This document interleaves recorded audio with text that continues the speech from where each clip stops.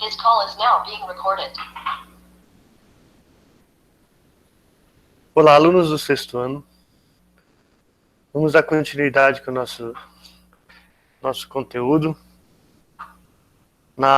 No vídeo passado eu falei um pouco sobre números naturais, falei sobre sucessor e antecessor. Vou demonstrar para vocês aqui um pouquinho, para fazer uma análise de antecessor e sucessor usando os números naturais. Vamos começar aqui. Se eu me deparar com um exercício que coloca o número 5 e o outro número 3 mais 3. Quem é maior? Primeiro passo eu tenho que resolver, né? 3 mais 3 é 6. Então 5 e 6. Eu estou analisando 5 e 6. Quem que é maior? É o 6. Então eu vou fazer o símbolo com a boca aberta para o lado do 6. Então 5 é menor que 6. Então eu faço a leitura dele aqui. 5 é menor que 6. E se fosse ao contrário, eu tivesse aqui 7 mais 3 e do outro lado eu tivesse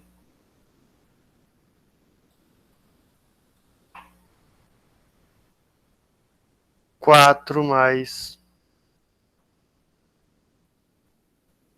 6. 4 mais 6 não. 5 mais 6. Iria fazer o cálculo. 7 mais 3, 10. 5 mais 6, 11. Então, se eu estou analisando quem é maior, quem é menor, eu tenho que olhar. 11 é maior, então vou fazer a boca aberta para o lado do maior. Agora eu faço a leitura. 10 é menor que 11. Vou pegar agora os mais simplesinhos. 7 e 5. Tem dois números, 7 e 5. Vou analisá-lo. 7 é maior que 5. Então, boca aberta para o lado do maior, apontando para o menor. Agora eu faço a leitura. 7 é maior que 5. Ok? Aqui é só para relembrar que eu esqueci de mostrar uns exemplos para vocês no vídeo anterior. Agora nós vamos falar sobre o sistema de numeração decimal, que é o mais importante nesse processo. Quando a gente fala de sistema de numeração, base decimal, quer dizer que nós temos 10 algarismos para ser feito a representação. Então os algarismos representam os símbolos, então nós vamos ter o símbolo que representa o 0, o símbolo que representa o 1, o símbolo que representa o 2, e assim por diante. Nossa base 10, nós temos os algarismos 0, 1, 2, 3, 4, 5, 6, 7, 8, 9. Esses são todos os números que a gente precisa para representar qualquer numeração. Ou seja, o que vai modificar ele, o valor dele é a sua posição na apresentação. Que nem se eu tenho o número 1. 1 é 1, se ele estiver aparecendo sozinho. Mas se eu tiver o 1 seguido de um 0, eu vou ter 10. Quer dizer, esse mesmo número teve uma mudança de valor. Então, é aí que a gente vai entrar na questão da unidade, dezena, centena. Então, vamos dar continuidade aqui. O sistema de numeração que nós usamos é conhecido como hindu arábico. Ele foi concebido pelos hindus e divulgado no ocidente pelos árabes. Por isso que o nome também é hindu arábicos. Se você observar aqui, nessa tabela que eu coloquei para vocês, a evolução dos números até chegar aos números atuais, você observa que assim, não tinha muito a ver no começo. Aparentemente, porque a gente já está acostumado. Mas para aquelas pessoas hindu há 300 anos antes de Cristo, isso aqui representava tudo que eles precisavam. Então, o 1 era um tracinho deitado, o 2 eram 2 tracinhos deitados, o 3 eram 3 tracinhos deitados. O 4 era um U com mais I embaixo. O 5 era um rabisco. O 6 já era parecido com o 6 de hoje em dia. O 7 também já lembra um pouco o 7 de hoje em dia. O 8 era um rabisco, um S. E o 9 era quase uma exclamação. 500 anos depois de Cristo, olha, se vocês forem olhar a evolução, ó, quanto tempo que se passou? 500 anos depois de Cristo, nós tivemos o 1 já diferenciado, o 2 parecendo uma interrogação, o 3 já está parecendo com o de hoje em dia, só com uma perninha a mais. O 4 virou um E virado a cabeça para baixo, o 5 parece um 4, o 6 virou um risco, o 7 continua próximo do que vai ser hoje, o 8 virou um risco, parecendo, olhando a coluna aqui na linha deles, como se fosse o 7 ao contrário, e o 9 já está bem próximo do que é hoje em dia.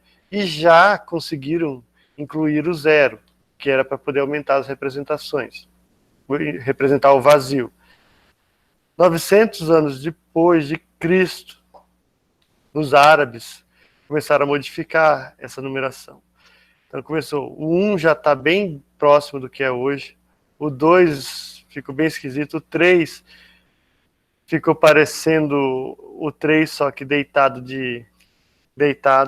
O 4 é um 3 espelhado, o 5 virou uma gota de chuva, o 6 ficou bem estranho também, o 7 virou um V para cima, o 8 um V para baixo, e o 9 já é a representação praticamente de hoje em dia.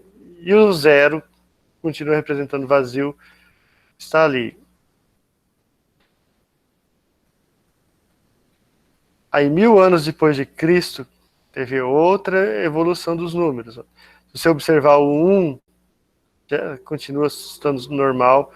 O 2 só está a cabeça para baixo, mas já é o 2 que a gente costuma ver. O 3 já está bem dentro do que vai ser também. O 4 ainda está fora, o 5 parece o 4 de hoje em dia, o 6 está começando a fazer a voltinha dele, e o 7, 8, 9 já estão bem formados, já estão dentro da forma real, que eles são de hoje em dia.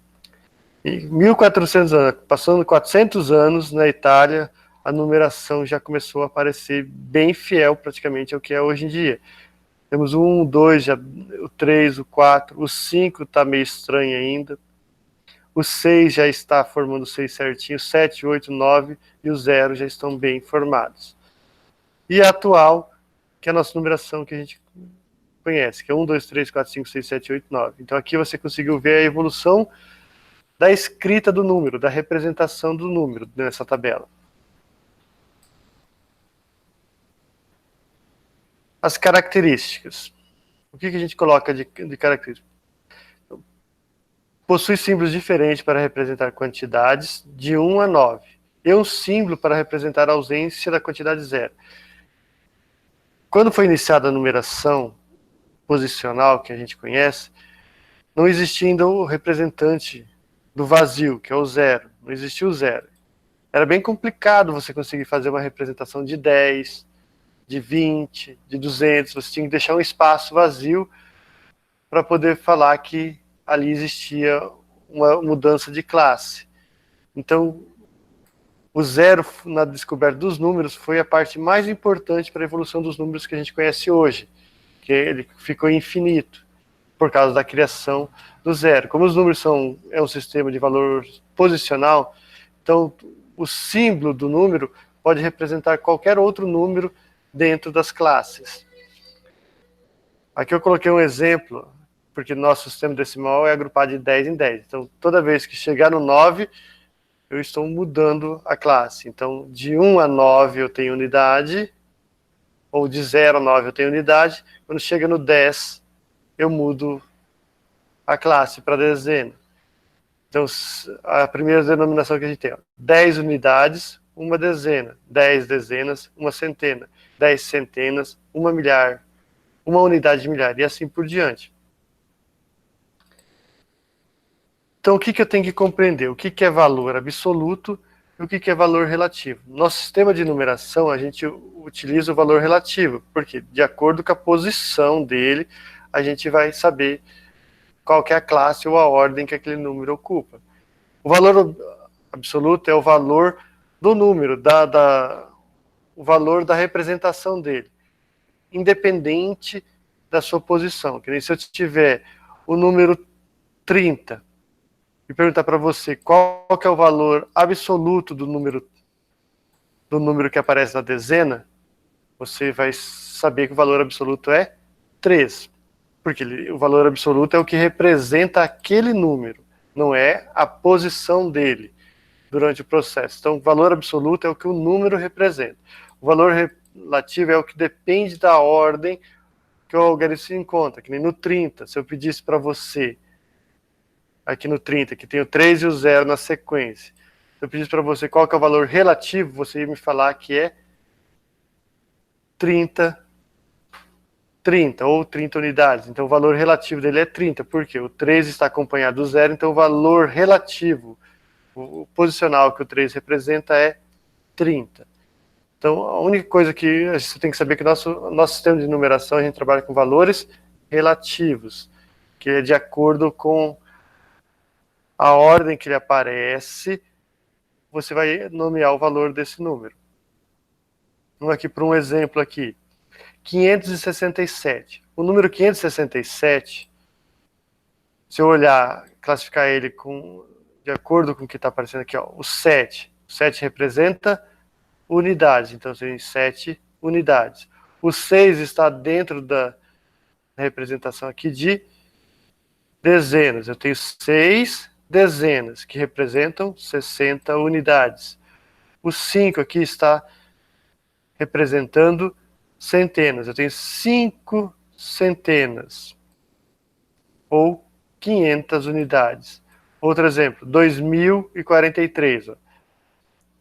Eu tenho 3 unidades, 4 dezenas ou 40 unidades, 0 unidades, ausência de centena. Quer dizer, olha como é que é importante o zero. Se eu não tivesse esse zero aqui, eu teria que deixar um espaço. Aí a pessoa que fosse ler não ia saber o que eu queria representar. Porque aquele espaço pode estar representando 2 e na sequência o 43. O zero faz essa ligação. Então eu tenho 0 unidades, então está com ausência de centena. O 2, nessa representação de 2043 aqui, eu tenho 2 unidades de milhar e 2.000 unidades. Aqui eu coloquei para vocês a tabela de ordem e classe, porque nossas classes, elas são, cada classe tem, cada classe é dividida em 3 partes. Então, se eu colocar aqui o sistema de decimal, cada algarismo representa uma ordem, começando da direita para a esquerda. E cada ordem temos uma classe. Então, se cada classe está dividida em 3 partes, então eu vou ter dentro de cada classe 3 ordens. Começando da sua direita para a esquerda, nós vamos ter a primeira ordem, que é da unidade. Você observa aqui, ó, classe das unidades simples. Por que é a classe das unidades simples? São as 3 primeiras classes antes de mudar para milhar. Então nós temos a primeira, unidades, a segunda, dezena, a terceira, centena. Aí eu vou mudar de classe, vou passar para a classe dos milhares. Eu vou ter a quarta ordem. A quarta ordem, unidade de milhar, que é 1000. A quinta ordem eu vou ter dezenas de milhar. E na sexta ordem eu vou ter centenas de milhar. Aí já vou mudar de classe novamente. Vou passar para a classe dos milhões. Eu vou ter a sétima ordem, unidades de milhão. Dezenas de milhão, que é a oitava. A nona ordem, centenas de milhão. E vou trocar de classe para a classe dos bilhão. Eu vou ter a 10ª ordem, unidade de bilhão. vou ter a 11ª ordem, dezenas de bilhão, e a 12ª ordem, centena de bilhão. Por isso que quando a gente faz a escrita dos números, a gente tenta deixá-los agrupados mais ou menos de 3 em 3, para poder facilitar a leitura. Que nem se eu olhar esse número aqui, ó. Olha os números tudo aqui. Como ele está sem separação, a gente demora mais para fazer a leitura, porque a gente tem que contar para saber em qual parte que ele está. Então, ó, aqui nós estamos nas centenas, de mil, né? E aqui de milhão. Então aqui eu tenho o quê? 12 milhões, ó, porque eu fiz essa contagem, tem 6 classes para cá, aqui está na 6, 7 está na 8ª. Então nós estamos na dezena de milhão. Então eu tenho 12 milhões 839.696 unidades. Por isso que eu separo eles sempre de blocos de 3 algarismos. Fica mais fácil a visão. Só que a gente pode escrever separadamente. Aqui é só um exemplo colocando os pontinhos. A gente não usa pontinho para separá-los. Isso aí é só para poder os olhos visualizarem mais rápido. A gente pode deixar um pouquinho só afastado um do outro, a gente já consegue fazer essa leitura. Então o número aqui é 12.839.696 unidades, se a gente só estiver trabalhando com unidades. Ok? Então essa parte aqui nós vamos ter os exercícios. Os exercícios também estão bem simples. Eles estão trabalhando somente para você separar por blocos, colocar a classificação. Então, só não esquecer de toda vez que for fazer esses exercícios, você busque escrever o que está acontecendo em cima. Vou te colocar aqui um exemplo aqui. Eu tenho um número aqui.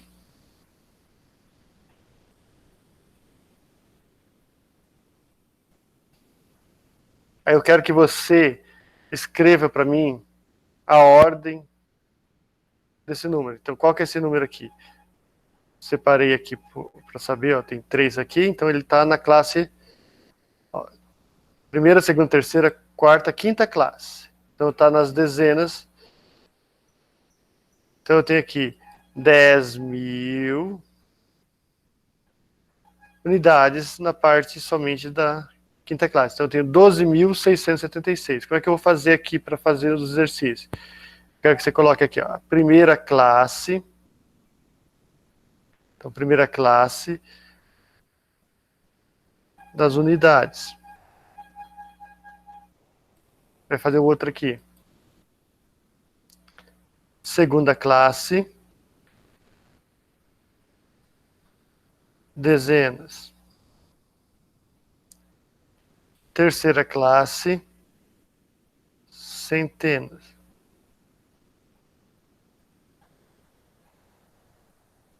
Quarta classe. Uma unidade de milhar. E quinta classe, uma dezena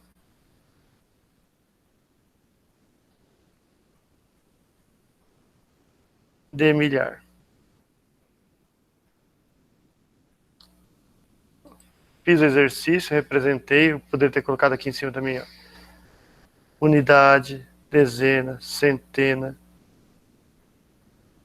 milhar, e aqui, dezena de milhar. Então vocês podem fazer todos os exercícios tranquilamente. Se tiver dúvida, é só perguntar. Não precisam ter vergonha de perguntar. Sempre pergunte, ok? Muito obrigado pela atenção. Até o próximo vídeo.